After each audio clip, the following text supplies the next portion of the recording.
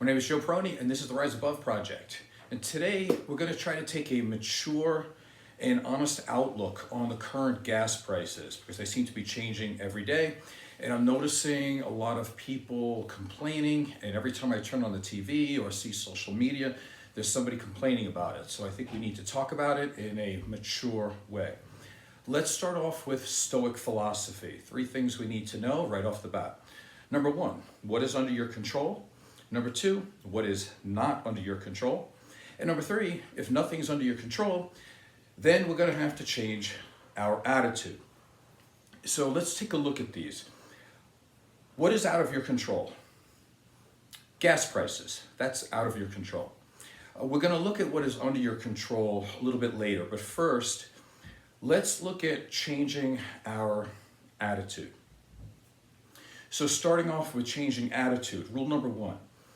The massive level of complaining in America is directly proportional to the level of pussification that's going on in America. Now, understand this. If we're just going to complain and we're going to whine and we're going to give everybody our negativity and not look for any solutions, you're rewiring your brain for complaining. And what happens is you get better and better at it. And then we just all complain and nothing gets done other than everybody being angry. So we need to be better than that. So here's the second rule. Let's look at perspective. It's very important. Right now, as I'm recording this, there's about 2.5 million people who are walking out of Ukraine, trying to avoid getting shot and bombed. They're refugees. They're walking to Poland or wherever that might be safe. And they have no food, no clothing, no shelter. And while we're complaining about gas prices, we're complaining about gas prices while people are dying. There's churches, there's maternity wards, hospitals, apartment buildings being bombed, and we're worried about gas prices. This is America now. We seem to be soft, fat, entitled, not willing to work hard. I don't understand it. We need to do a lot better. While we're complaining, there's men in big trucks with big tires, with big Trump flags, with miniature limp penises complaining about gas prices. When one of the things that's under your control, the car you drive. Do you have to get something that gets no miles per gallon just to prove you're a certain type of person? You don't have to do that. Again, if that's a decision you make and you want to be a proud owner of this massive vehicle, then do it. But don't complain about gas prices. It's ridiculous. The other thing we need to do is when we're changing our perspective, or at least looking at different perspectives, ask the question, are gas prices really that high? Maybe yes, maybe no. Don't go by what the guy down the street's telling you or what the media is saying. Are gas prices high? And if they are, who's to blame? Maybe we could do something about that. So let's take it from the top. I want to compare the year 2022, right now, gas prices.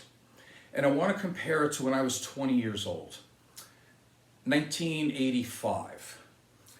I was going to show you a $20 bill. I don't have it on me. Anyway, so make believe I do. So let's go with this. In 1985, gas was $1.20 per gallon. Now, that sounds low. It is. It was. But the average car that somebody had back then, I'm not saying every 1985 car, but the average car that people drove got about 10 miles to the gallon. Let's go with that.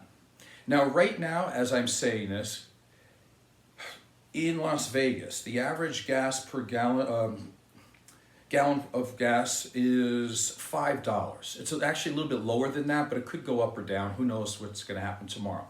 But let's go with $5 per gallon. But here's the thing. The average car in America right now gets 35 miles to the gallon. So let's do a little bit of math.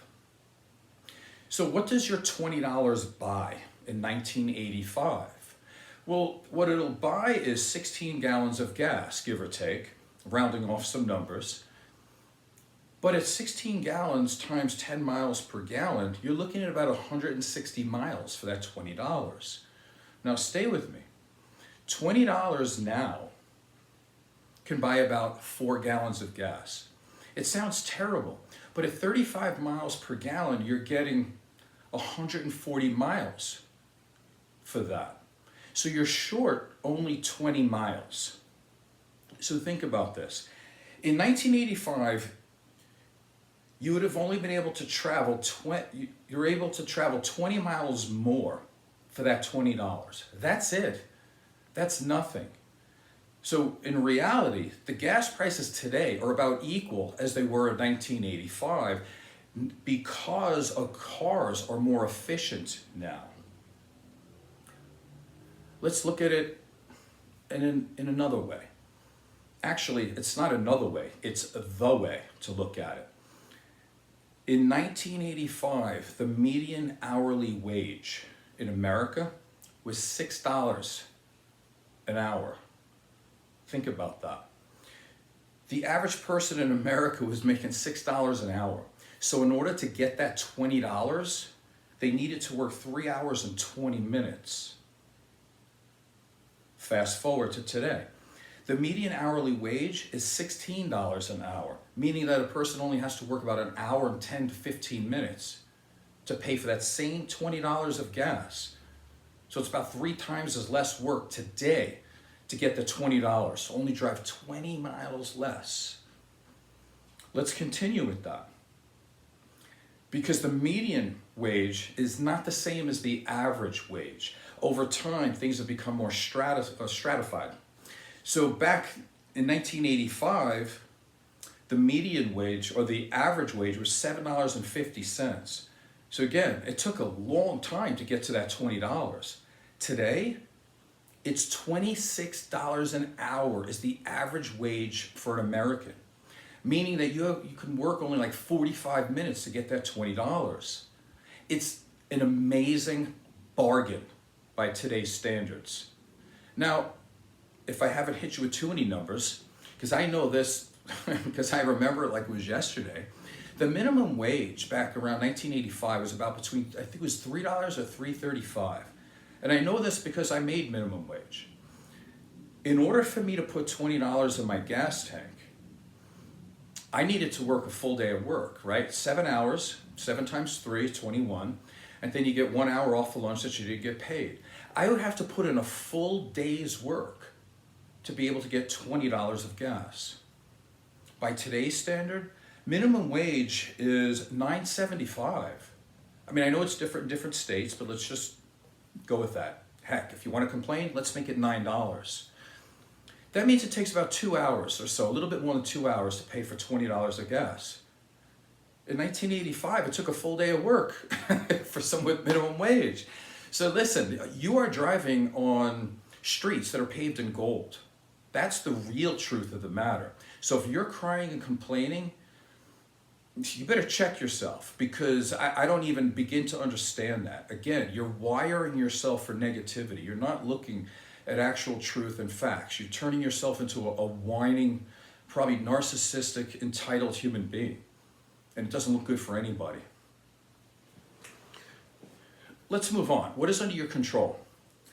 Well, more than what you think, because the car you drive is under your control.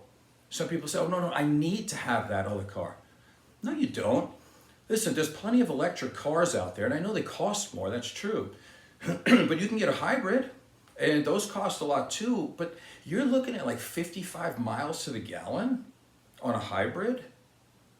Again, there should be no complaining about this. What else is under your control? You can carpool. People do that. That's possible.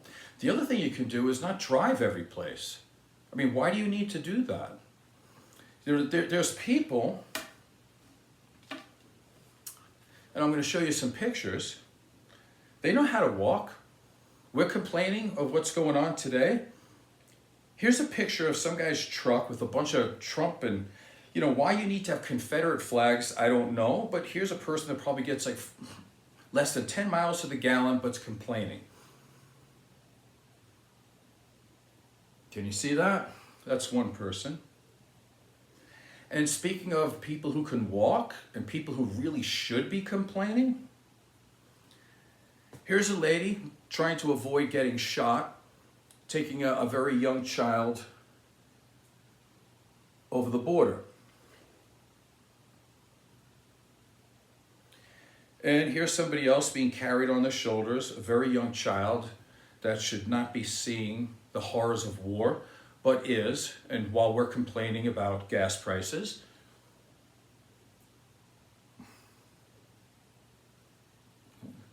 And that little girl is just trying to get through the day. She probably has no idea why there's bombs going off every night when she's trying to go to sleep. There are people with dogs, and they're carrying their dogs. Now, as you know, fireworks scare dogs a lot, and that's a big problem on July 4th. There's bombs going off everywhere. There's tanks and bullets everywhere. So people are carrying their dogs over the border. You see that? It's a husky. And this picture, I actually do know the story behind it. Here's this lady, and her dog is elderly, and she's carrying her dog, who happens to be a German Shepherd. And if you know German Shepherds, they probably weigh about 80 pounds or so. So she's carrying about an 80-pound dog minimum, and she carried this dog 13 miles to get to safety over the border. Can you see that? Okay.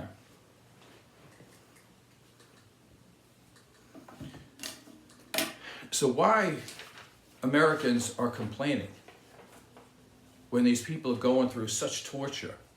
And again, you can control how far you drive. You don't have to drive to work all the time. I mean, you can do things remotely these days. A lot of people are. And if you have to, I understand that too. But you can control. You don't have to drive everywhere all the time. The other interesting thing that you can control is that if you want to complain about the right things. Hold accountable the right people.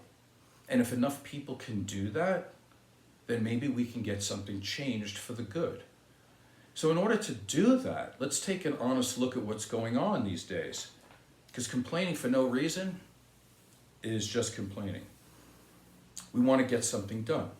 So in order to do this, whenever you see somebody waving their flag, driving their big truck, complaining about that this is a problem that just happened today, or because we're putting restrictions on Russia that all of a sudden gas prices go sky high and now we need to support Russia in some way just to make sure that their gas money comes down, we need to go back a while. So let's go back into the 70s. I remember the 70s really well. In the 70s, there were multiple gas shortages. And in that, I remember driving with my father or mother, and we'd go to the gas station, and there would be a line from the gas station, out of the gas station, and down the block, down the street, whatever. And you'd wait there sometimes 2-3 hours to get gas. Could you imagine if that happened today? People would be committing suicide on the street. They're so soft and so weak. Now think about it. What I remember from back then is that if you had a license plate that had either an odd or an even number to start off, that would tell you if you were allowed to get gas that day. That's how little gas that they actually had. And then they rationed off the gas. And if you were on that line and you were waiting for an hour or two, and then pretty soon one person goes and they put that orange pylon there, and you were waiting all that time and you can't get any gas at all. That's what I remember about the 70s. That was a problem. See, at least we can get gas now, right? Is that a different perspective? So we can stop complaining? So let's move on. We actually did try to fix that problem about 40 years ago. When Jimmy Carter was president, he put solar panels on the White House. Nobody remembers that. And there's a reason for that, right? He was trying to be a good role model, and he was trying to put it out there that we should start going to reusable energy. And we wanted to start that process so we didn't have to be addicted to oil and gas like we still are today. He tried to change that 40 years ago.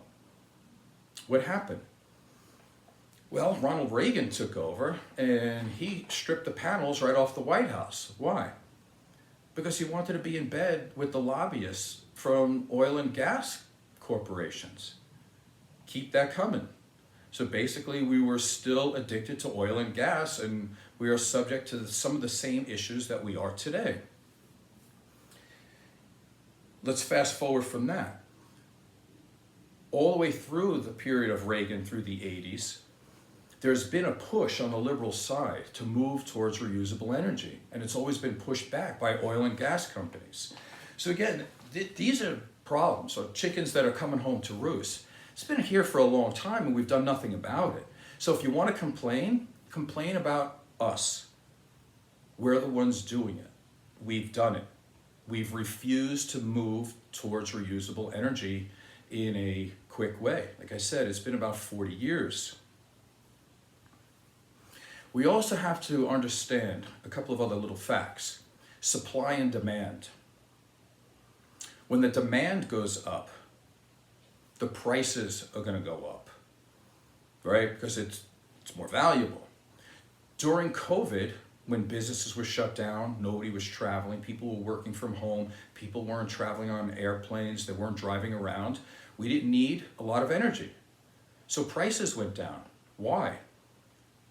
Because there was no demand. If there's no demand for something, the price has to come down to make people feel like maybe they can be enticed to buy it. But now that businesses are doing well, people are going back to work, people are traveling, you go to the stores, it's hard to find a parking space. That means our economy is moving. People are getting paid more money. I mean, yes, inflation's going up, but that also goes up when people are more successful. So again, with more demand, the supply has to be able to meet that.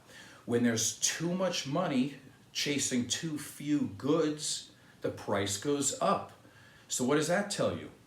If you don't amp up production, you can keep the price high. That should tell you. Now, here's something else that's interesting. We want to cry and complain all the time. If you look this up, oil companies right now are making the most profit than they ever have. Let me say that again. Oil companies right now are netting the highest profit that they ever have. Maybe we should start, if we're going to complain, maybe we should go after the big corporations. Maybe we should go after the lobbyists. Maybe we should go after the billionaires. Think? That's where the issue is, right? So we always talk about being patriotic in America. Meanwhile, the oil companies here are purposely gouging people. They don't need to charge more, they just are. And the more we complain, and the more we try to throw our president under the bus, like he has something to do with this. Listen, prices are high for oil and gas all over the world. Do you think our president sets the price for the whole world? No. They're just trying to throw him under the bus because they can see blood in the water. They can win this because people are too stupid to look into it. Patriotism. If our American companies were actually patriotic, don't you think that they would ramp up production to meet the demand in order to lower prices for your average American? Sounds right. Except the fact that when you care more about profits than people, patriotism takes on a whole different definition. Patriotism really means is that they need to make more money for their shareholders. And in that sense, they are withholding production of oil in this country because they want their shareholders to make more money. In other words, millionaires to become billionaires, billionaires to become multi-billionaires. And it leaves people like you and me nowhere. And what they love is that when we punch down, when we punch the other person that's just like us, we get angry at a person because they voted this way or that way. But the truth is we need to punch up.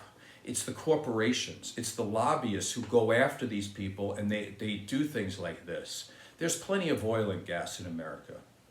Plenty. And the other thing is too, it's a two-part thing.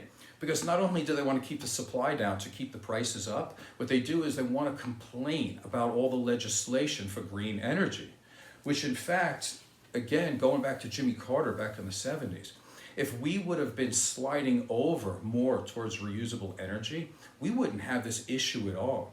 And now they're going to try to make it that every time we're in a situation like this, we still need to go back to oil and gas. It's not true. Move towards electric. We don't have to deal with any of this garbage.